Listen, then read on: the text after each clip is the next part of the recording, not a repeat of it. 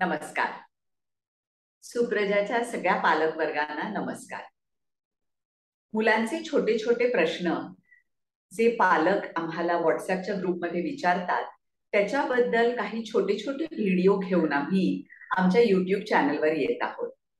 तर सुप्रजाचा YouTube channel अवश्य subscribe करा, लाईक करा, कमेंट करा, आपल्या मित्रपरिवाराला सांगा आणि आपले प्रश्न कमेंट बॉक्समध्ये पण विचारू शकता किंवा आमच्या ग्रुपमध्ये पण विचारू शकता.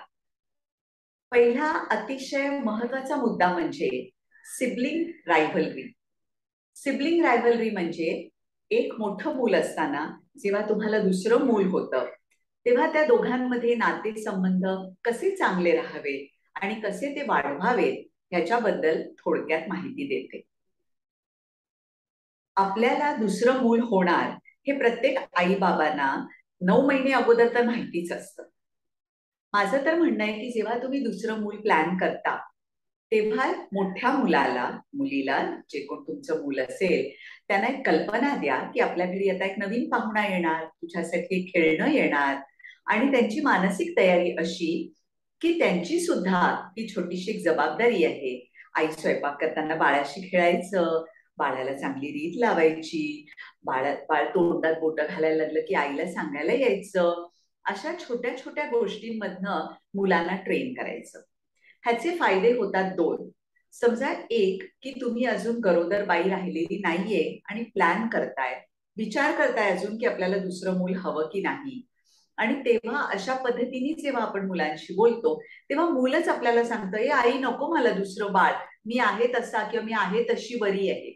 हे आपल्याला प्लॅन करायला खूप बरं पडतं की आपल्याला पटतं की ठीक आहे, आपलं बाळ जर एकटं खुश असेल तर तसं राहिलेलं ठीक आहे, मग आपण दुसरं बेबी प्लॅन करत नाही. आणि जर दुसरं बेबी बाळाला, मोठ्या मुलाला मुलीला पण हवं असेल एखादं भावंड, तर अशा पद्धतीने त्यांना पहिल्या आई गरोदर राहिल्यापासनं मुलाला किंवा मुलीला आईच्या पोटावर हात फिरवून त्याच्यात कसं छोटस बाळ आहे, त्या बाळाचे हार्टबीट्स कधीतरी ऐकायला द्यावे. बाळ लाथ मारेल तेव्हा त्याला मोठ्या मुलाला किंवा मुलीला हात पोटावर ठेवायला सांगावा.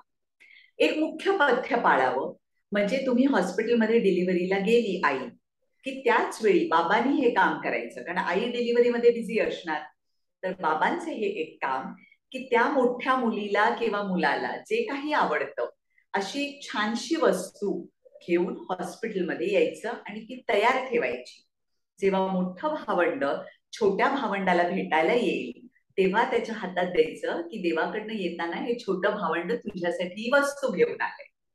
या अशा पद्धतीच्या भेटीमुळे त्या दोघांमध्ये इतका स्ट्रॉंग आणि कायमचा बॉन्ड निर्माण होतो. हे मी अनेक लोकांना सांगितलेलं आहे, अनेक लोकांनी ह्याचं पालन केलेले आहे आणि त्यांना त्याच्यात यशही मिळालेलं आहे.